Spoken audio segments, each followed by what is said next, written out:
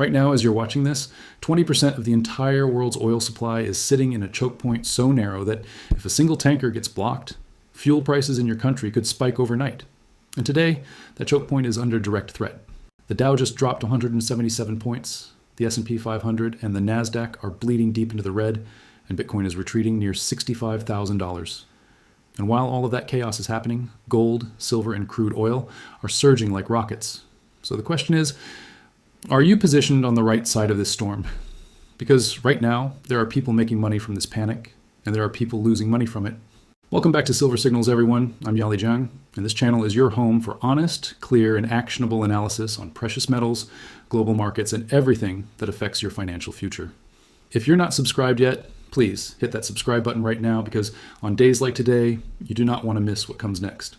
Today, March the 2nd, 2026, U.S. markets opened and almost immediately started selling off, with the Dow Jones falling 177 points right out of the gate, and the Nasdaq taking an even heavier hit.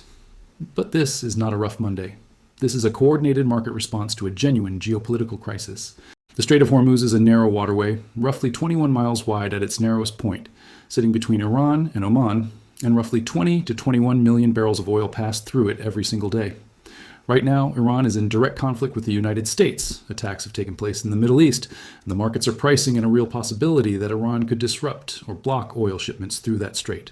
Crude oil has surged toward and above the $80 per barrel mark today, and energy shares, oil companies, refiners, and natural gas producers are all green while the broader market bleeds. Defense stocks are also climbing, which tells you exactly what institutional investors think the next chapter of this story looks like. Travel stocks, however, are falling hard. Airlines, cruise lines, and tourism companies are getting hit because oil is their single biggest operating cost.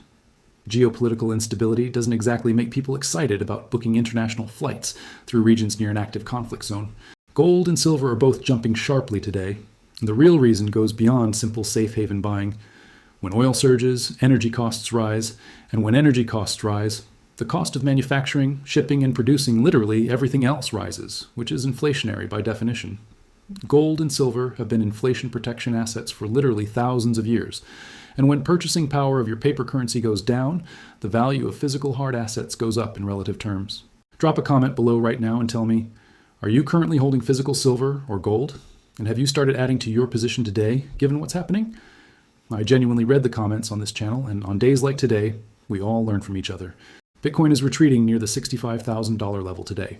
And this is creating a genuine debate over whether Bitcoin is truly digital gold or still fundamentally a risk-on speculative asset that sells off when real fear enters the market. While gold is surging and silver is climbing, Bitcoin is falling, and that tells you something very significant. Gold has been a store of value for 5,000 years, and Bitcoin has been around for roughly 15. And that difference in track record matters in moments exactly like this one. Today is a reminder that in moments of real geopolitical fear, traditional safe haven, assets like gold and silver outperform digital alternatives. The global shipping industry is in a genuinely precarious position right now because a Strait of Hormuz disruption would be categorically worse than the Red Sea disruptions we already saw. The Red Sea handles roughly 12% of global trade, but the Strait of Hormuz handles the majority of Middle Eastern oil exports. A significant disruption there doesn't just make shipping more expensive, it removes supply from the global market almost instantly. And analysts have discussed oil figures well above $100 per barrel in a sustained disruption scenario. The investors who are panicking today are in that position because they had zero allocation to hard assets. Zero silver, zero gold, no commodity exposure whatsoever, and they built portfolios that assumed global stability forever. But the people who held even a modest allocation to gold and silver are watching those positions appreciate today while everything else falls. Think about it this way.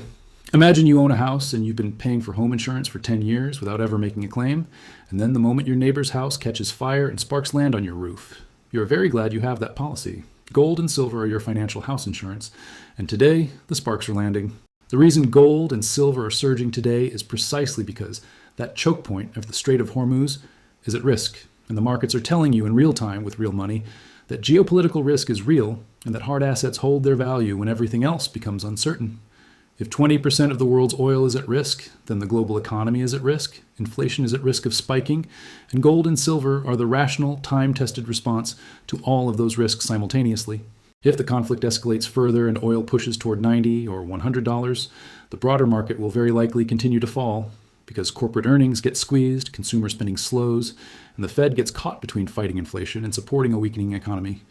But that is a very historically supportive environment for gold, silver, and commodity-related assets. Ask yourself right now, if oil goes to $100, if this conflict expands, if equities fall another 10 or 15% from here, what in your portfolio rises and what protects you? Even a 10 to 15% allocation to physical precious metals can provide meaningful portfolio stability in environments exactly like this one.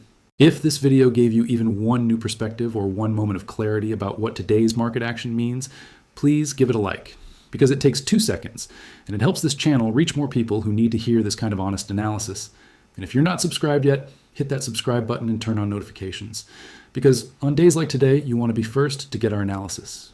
I'm Yali Jiang. This is Silver Signals. Stay sharp, stay informed, and remember, in a world of uncertainty, silver and gold are your signals of clarity. I'll see you in the next one. Take care.